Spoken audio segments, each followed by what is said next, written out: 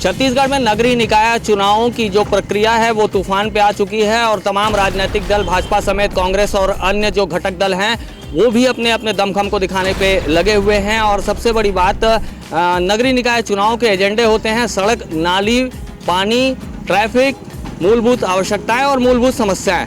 इन्हीं समस्याओं के बारे में बात करने के लिए मेरे साथ में गिरीश जी हैं, गिरीश देवांगन साहब, जो छत्तीसगढ़ में बहुत बड़े ओहदे को रखते हैं और चुनावी कार्य समिति को देख रहे हैं। गिरीश जी, ये बताएंगे कि जो नगरीय निकाय चुनाव के एजेंडे होते हैं वो बहुत लोकल और जनहित के मुद्दों से जुड़े हुए होते हैं। सड़क, नाली, पानी, ट्रैफिक की समस्या। अभी आप देख पा रहे होंगे यहाँ से लेकर टाटीबंध से लेके जो नेहरू नगर तक की सड़क बनी है, कई मंत्रियों के भी दौरे होते हैं, लेकिन यहाँ जो सड़क की अव्यवस्था है, इतना बड़ा ट्रैफिक जाम लगता है और कोई सप्लीमेंट रूट नहीं है जाने के लिए।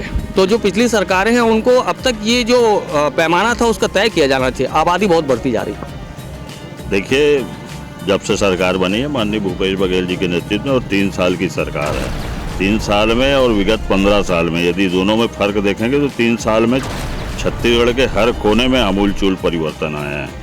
और बहुत जल्दी यहाँ की जो समस्या है, नेशनल हाईवे का मामला है, सारा चीज़ छत्तीसगढ़ सरकार के अधिकार में नहीं रहता है, लेकिन लगातार माननीय मुख्यमंत्री जी, माननीय पीडब्ल्यूडी मंत्री जी इसमें प्रयासरत है कि चूँकि बहुत ही इम्पोर्टेंट भिलाई, दुर्ग, रायपुर का ये मुख्य सड़क है, तो इसकी जल्द से जल्द समस्या दूर की जाए। जहाँ तक नगरीय निकाय की बात है, नगरीय निकाय में हम लोग बड़े जोर शोर से लड़ रहे हैं, बहुत उत्साह है हमारे साथियों में।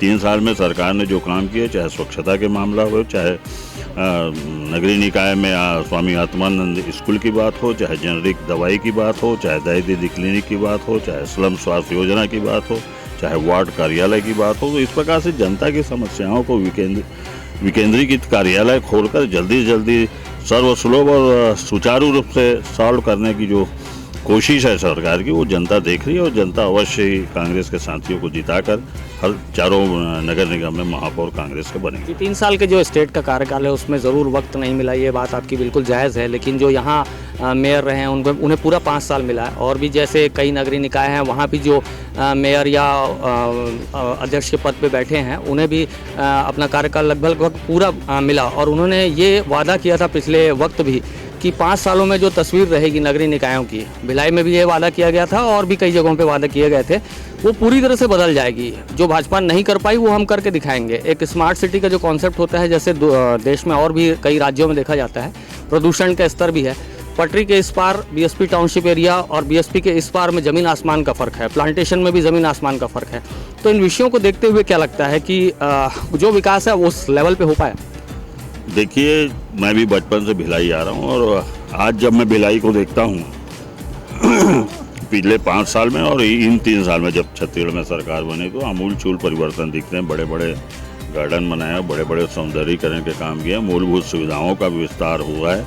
और जहाँ तक भिलाई टाउनशिप और पटरी की इस पार वाली बात है, तो भिलाई टाउनशिप अपने आप में जब से भिलाई स्टील प्लांट तैयार हुआ है तो वेल प्लांट उसका बसाहट हुई है। और मैं तो बताया आपको, इन 15 सालों में जिस प्रकार से शहरों की भी उपेक्षा हुई वो प्रमाणित हो रहा है। और इन 3 सालों में हम उसको सुधारने का प्रयास कर रहे हैं और जवाबदारी मिलेगी, जवाबदारी जनता देगी, तो हमारे महापौर इसमें बहुत अच्छा से अच्छा काम करेंगे।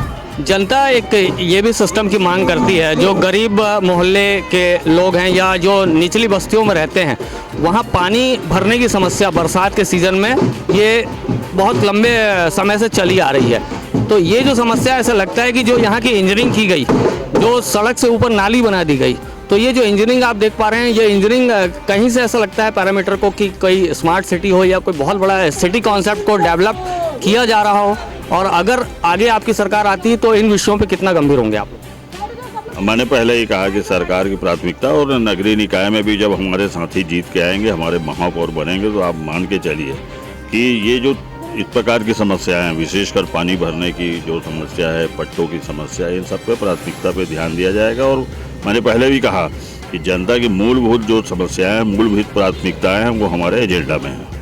एक अंतिम सवाल है, जैसे कि जो भी आपके प्रत्याशी जीत कर आएंगे, तो जनता को ये स्पष्टतया कैसे कह पाएंगे कि जो बजट साल दर साल या फिर 5 साल दर 5 साल बढ़ता जाता है, इस साल या इस बार जो प्रोजेक्ट बनेगा वो पूरी तरह से जनता की समस्याओं का अंत कर देगा? देखिए, विगत 2 साल करीब कोरोना काल निकला है और जैसे ही जैसे कोरोना काल समाप्त हो रहा है और विकास की गति तेज गति से बढ़ रही है। माननीय भूपेश बघेल जी के नेतृत्व में आप देखिए छोटे छोटे नगर पंचायत से लेके नगर पालिका, फिर तो भिलाई का चप्पा चप्पा उनकी जानकारी में, वहाँ की समस्या उनकी जानकारी में, उसको प्राथमिकता से हल करने के लिए शासन की योजनाएं बहुत जल्दी बनाई जाएंगी। ये गिरीश देवांगन साहब हैं। साफ तौर पर ये कहना है कि जो नगरीय निकाय चुनावों में इस बार जो कांग्रेस का दमखम है वो ना सिर्फ दमखम तक रहेगा, बल्कि जो वादे किए जाएंगे जनता से और जो प्रोजेक्ट बनाए जाएंगे जनता के लिए वो ज़रूर ज़मीन पर दिखेंगे। छत्तीसगढ़ के भिलाई 3 चरोदा से नेशन फर्स्ट ABK के लिए मैं हूं शशिकांत तिवारी।